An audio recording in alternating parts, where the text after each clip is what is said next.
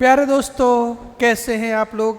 PSP के इस digital platform पर आप सभी का प्रभात ज्ञान कोश की इस डेली न्यूज़ एनालिसिस में हार्दिक स्वागत एवं अभिनंदन है।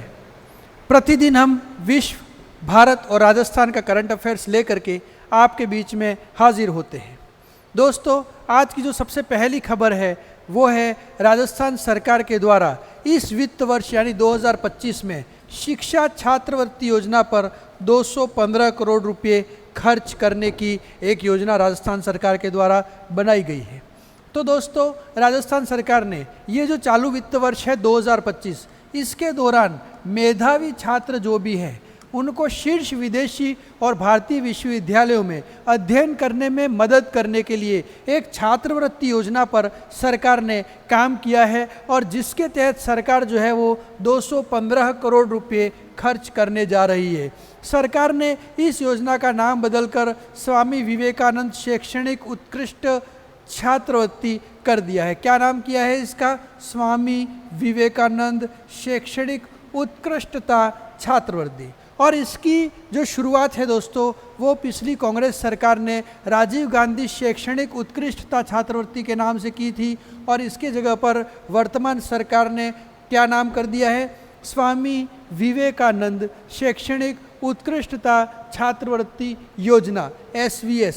और इस योजना के तहत जो है वो भारत के शीर्ष और विश्व के शीर्ष ऐसे विश्वविद्यालय जो कि विश्व में शीर्ष स्तर पर है, वहाँ पर राजस्थान के मेधावी छात्रों को अध्ययन में मदद करने के लिए 215 करोड़ रुपए सरकार 2025 के इस वित्त वर्ष में जो है वो खर्च करेगी दोस्तों। इसके बाद आज की जो अगली खबर है वो संबंधित है यहाँ पर पूर्व डच के यानी हॉलैंड के उप प्रधानमंत्री है ना, और इन उप प्रधानमंत्री को यूरोपीय संघ के आयुक्त के रूप में जो है वो पुनः नामित किया गया है। तो डच के जो प्रधानमंत्री थे उनका नाम क्या था? Dick soup. क्या नाम था उनका? उनका नाम था डिक शूप। और डिक शूप जो है उन्होंने पूर्व उप प्रधानमंत्री होकेस्ट्रा को नए यूरोपीय आयोग में आयुक्त के रूप में जारी रखने के लिए नामित करने की घोषणा की है। तो डच के प्रधानमंत्री डिक शूप ने पूर्व उप प्रधानमंत्री जिनका नाम क्या है? उनका नाम है वोपेक होकेस्ट्रा। और वोपेक होकेस्ट्रा जो है इनको, ये पूर्व में डच के उप प्रधानमंत्री थे और इनको यूरोपीय संघ के आयुक्त के रूप में जो है वो जारी रखने की घोषणा की है।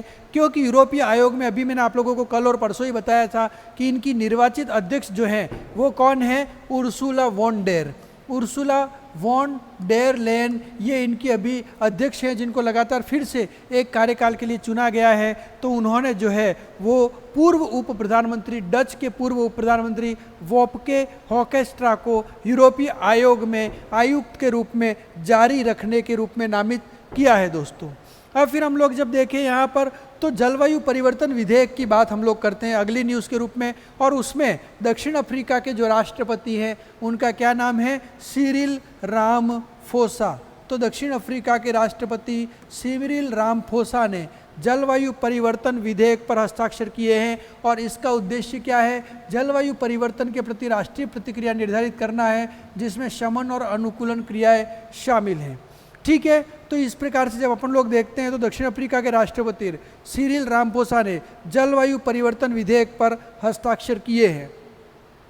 उसके बाद दोस्तों फिर अपन लोग जब देखते हैं तो यहाँ पर एक और महत्वपूर्ण खबर है और वो किससे संबंधित है? ये संबंधित है यहाँ किम्बरली चिटल संबंधित है। तो किम्बरली चिटल के इस्तीफे के बाद सीक्रेट सर्विस के डिप्टी डायरेक्टर एजेंसी का नेतृत्व करेंगे।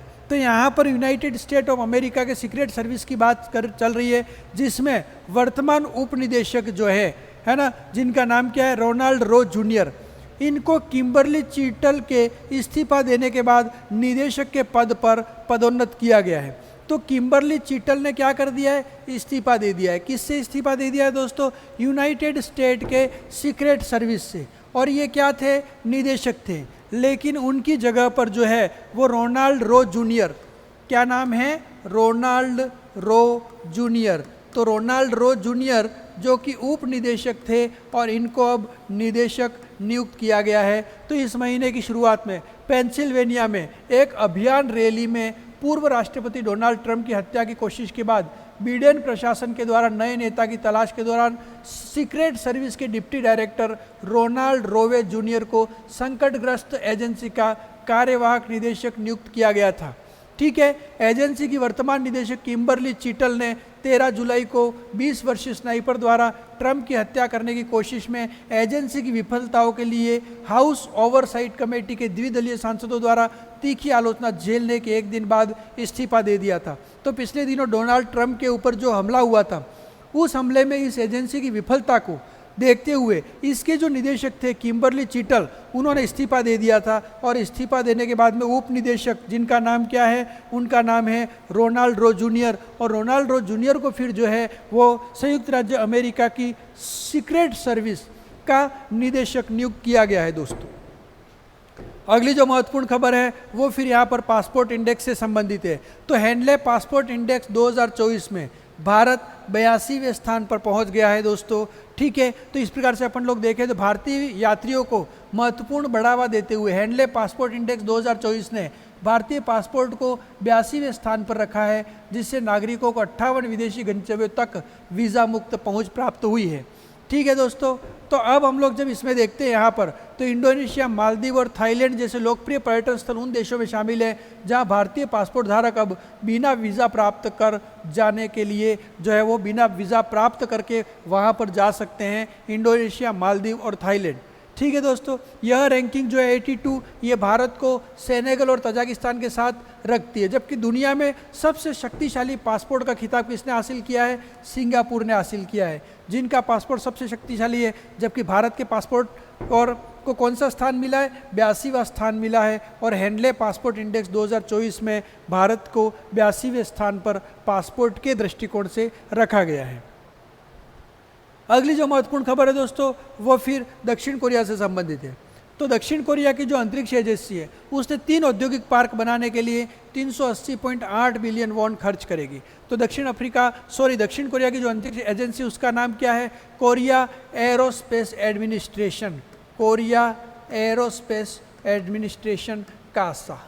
ठीक है, इसने अंतरिक्ष उद्योग के लिए 3 औद्योगिक पार्क बनाने के लिए अगले 7 वर्षों के लिए 380.8 बिलियन वॉन खर्च करने की घोषणा की है, अर्थात $274.8 मिलियन के बराबर राशि खर्च करने की घोषणा करी है।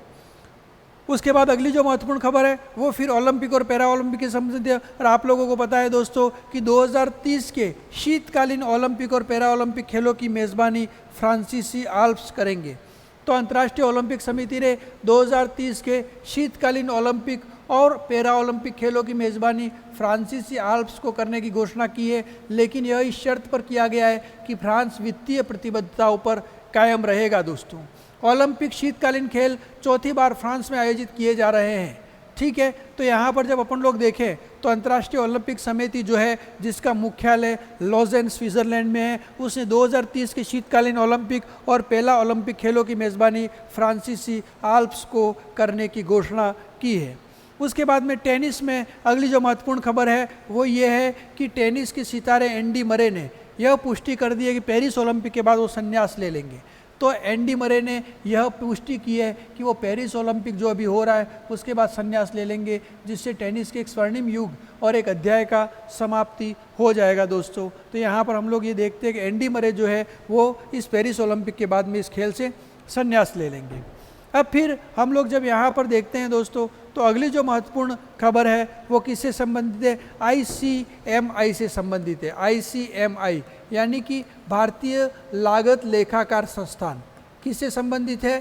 भारतीय लागत लेखाकार संस्थान से संबंधित है। और भारतीय लागत लेखाकार संस्थान की जब हम लोग बात करते हैं तो इसका नया अध्यक्ष किसको चुना गया है? विभूति भूषण नायक को इसका नया अध्यक्ष चुना गया है दोस्तों, जो कि एक महत्वपूर्ण खबर है। फिर हम लोग इसमें आगे बढ़ते हैं। अगली जो महत्वपूर्ण खबर है वो फिर यहाँ पर आती है RBI से संबंधित है। और RBI ने कृष्ण वेंकट सुब्रमण्यम को, किसको? कृष्ण वेंकट सुब्रमण्यम को तो कृष्ण वेंकट सुब्रमण्यम को आरबीआई ने जो है वो फेडरल बैंक के प्रबंध निदेशक और मुख्य कार्यकारी अधिकारी के रूप में नियुक्ति को मंजूरी प्रदान की है। फेडरल बैंक की स्थापना 23 अप्रैल 1931 को हुई थी और इसका जो वर्तमान में मुख्यालय है वो भारत के केरल राज्य में है दोस्तों। तो इस प्रकार आरबीआई ने कृष्णन वेंकट सुब्रमण्यम को फेडरल बैंक के प्रबंध निदेशक और मुख्य कार्यकारी अधिकारी के रूप में नियुक्त करने की मंजूरी प्रदान की है।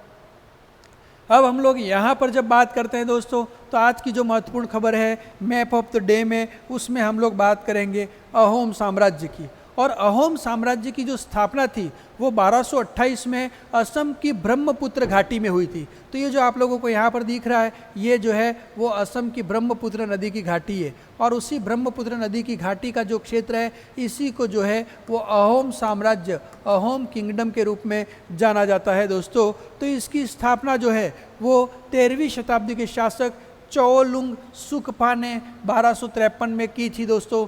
और यहाँ पे जब अपन लोग देखते हैं तो अहोम राजवंश ने लगभग 600 वर्षों तक शासन किया और अहोम समाज जो है वो कुछ कुलों और खेलों में विभाजित था। एक खेल अक्सर कई गांवों को नियंत्रित करता था। तो इस प्रकार से अपन लोग जब यहाँ पर देखते हैं दोस्तों तो यहाँ अहोम साम्राज्य की यहाँ बात की गई है। और ये साम्राज्य कहाँ पर है? आसाम की ब्रह्मपुत्र नदी के आसपास जो घाटी है, ब्रह्मपुत्र घाटी, उसके आसपास का जो साम्राज्य है उसको अहोम साम्राज्य के नाम से जाना जाता है।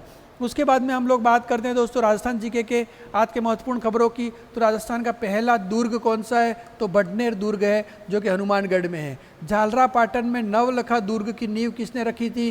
तो पृथ्वी सिंह ने रखी थी। बसंती नामक किले का निर्माण किसने करवाया था? राणा कुंभा ने करवाया था। गर्भ गुंजन ये एक तोप है जो तारागढ़ के किले में स्थित है। बनवीर ने चित्तौड़ के किले में 9 कोठा मकान या नवलखा भंडार का निर्माण करवाया था। चित्तौड़ के दुर्ग को यूनेस्को विश्व विरासत का स्थल 21 जून 2013 को घोषित किया गया था।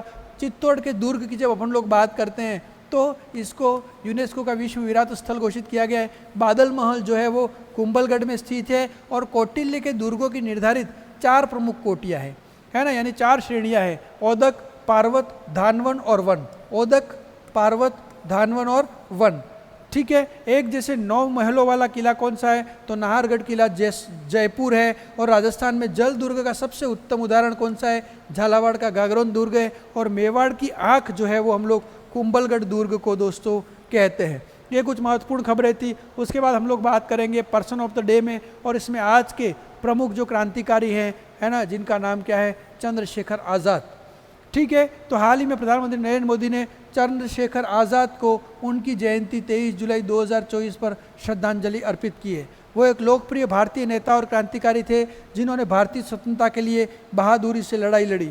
उनका जन्म 23 जुलाई 1906 को मध्य प्रदेश के अलीराजपुर जिले में हुआ था और वो सबसे पहले दिसंबर 1921 में असहयोग आंदोलन के दौरान जो है वो भारतीय स्वतंत्रता संग्राम में कूदे थे। और उसके बाद में उन्होंने जो है वो आज़ाद हिंदुस्तान रिपब्लिकन एसोसिएशन में वो शामिल हुए थे, ठीक है। तो आज़ाद हिंदुस्तान रिपब्लिकन एसोसिएशन HRA एक क्रांतिकारी संगठन था जिसकी स्थापना 1924 में कानपुर में सचिंद्रनाथ सान्याल, राम प्रसाद बिस्मिल और जोगेंद्र चंद्र चटर्जी ने औपनिवेशिक सरकार को उखाड़ फेंकने के लिए एक सशस्त्र क्रांति का आयोजन करने के लिए की थी। और उसके सदस्यों में से भगत सिंह और चंद्रशेखर आज़ाद थे।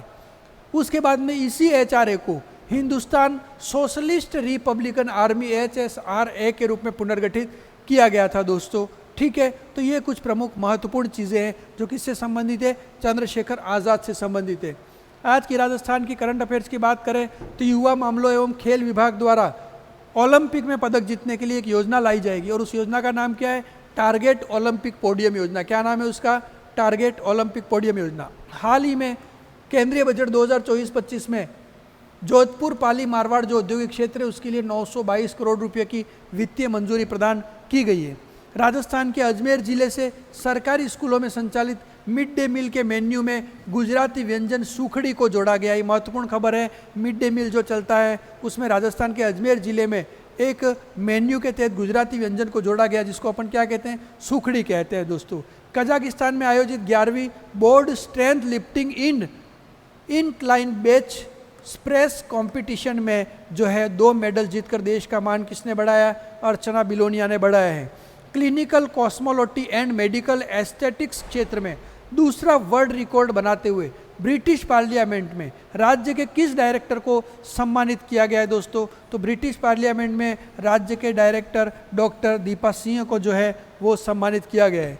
राजस्थान सरकार के द्वारा मुख्यमंत्री वृक्षारोपण महाअभियान के अंतर्गत पर्यावरण ब्रांच एम्बेसडर किसको घोषित किया गया है? तो धर्मपाल डोगीवाल को राजस्थान सरकार ने पर्यावरण ब्रांच एम्बेसडर घोषित किया है। और उसके बाद पहली बार भारत की मेज़बानी में आयोजित विश्व धरोहर समिति की बैठक में राजस्थान का प्रतिनिधित्व किसने किया है? उप मुख्यमंत्री दिया कुमारी ने जो है राजस्थान का प्रतिनिधित्व किया है दोस्तों। अब हम लोग भारत के करंट अफेयर्स की बात करते हैं तो 23 जुलाई 2024 को वित्त मंत्री निर्मला सीतारमण ने लगातार अपने कार्यकाल का कौन सा बजट पेश किया है दोस्तों? 7वां बजट जो है वो पेश किया है। उसके बाद में सर्वोच्च न्यायालय ने दोबारा नीट यूजी 2024 की परीक्षा को आयोजित करने से इनकार कर दिया है। अरुणाचल प्रदेश विधानसभा ने अरुणाचल प्रदेश सार्वजनिक परीक्षा विधेयक 2024 को सर्वसम्मति से पारित किया है। महिला एशिया कप T20 क्रिकेट में भारत ने नेपाल को 82 रनों से हराकर सेमीफाइनल के लिए क्वालिफाई किया है। पंचायती राज मंत्रालय द्वारा ग्रामोदय संकल्प पत्रिका के आगामी अंक के लिए लेख और सफलता की कहानियों को आमंत्रित किया गया है। KV सुब्रमण्यम को फेडरल बैंक ने अपना CEO और MD नियुक्त किया है। उसके बाद हम लोग देखते हैं यहाँ पर तो भारतीय लागत लेखाकार संस्थान ICMI के अध्यक्ष के रूप में विभूति भूषण को चुना गया है। NTPC विद्युत व्यापार निगम लिमिटेड के द्वारा हरियाणा में ग्रीन चारकोल प्लांट स्थापित किया जाएगा। कौन सा प्लांट स्थापित किया जाएगा? ग्रीन चारकोल प्लांट कहाँ स्थापित किया जाएगा? हरियाणा में। किसके द्वारा? NTPC के द्वारा। मुद्रा योजना के तहत अब ऋण की सीमा को बढ़ाकर कितना कर दिया गया है? 20 लाख कर दिया गया है। केंद्रीय बजट में रक्षा बजट को कितना रखा गया है? तो 6.22 लाख करोड़ रुपए रक्षा बजट को रखा गया है। और केंद्रीय बजट में खेलो इंडिया पहल के लिए कितने रुपए आवंटित किए गए हैं? 900 करोड़ रुपए जो है खेलो इंडिया पहल के लिए आवंटित किए गए हैं। विश्व के करंट अफेयर्स की अगर हम लोग बात करते हैं तो अजरबैजान ने क्लाइमेट फाइनेंस एक्शन फंड शुरू करने की घोषणा की है। क्लाइमेट फाइनेंस एक्शन फंड को शुरू करने की घोषणा कौन से देश ने की है? अजरबैजान ने की है। वर्ल्ड एथलेटिक्स ने भूटान में समुद्र तल से 2400 मीटर की रिकॉर्ड ऊंचाई पर पहला प्रतिस्पर्धी स्विमिंग पूल खोलने की घोषणा की है। थाईलैंड के बैंकॉक में 74वें फीफा कांग्रेस में ब्राज़ील को 2027 में होने वाले 10वें फीफा महिला विश्व कप का मेज़बान देश घोषित किया गया है। तो थाईलैंड के बैंकॉक में 74वें फीफा कांग्रेस में ब्राज़ील को 2027 में होने वाले 10वें फीफा महिला विश्व कप का मेज़बान देश जो है वो घोषित किया गया है। इस प्रकार से दोस्तों आज हमने भारत, विश्व और राजस्थान का current affairs, map of the day, person of the day, Rajasthan GK तथा कुछ अन्य करंट अफेयर्स की खबरों से आपको रूबरू कराया। आप सभी ने हमारे साथ में जुड़ करके और आज की कक्षाओं को महत्वपूर्ण और उपयोगी बनाया। आप सभी को धन्यवाद, आभार, शुक्रिया।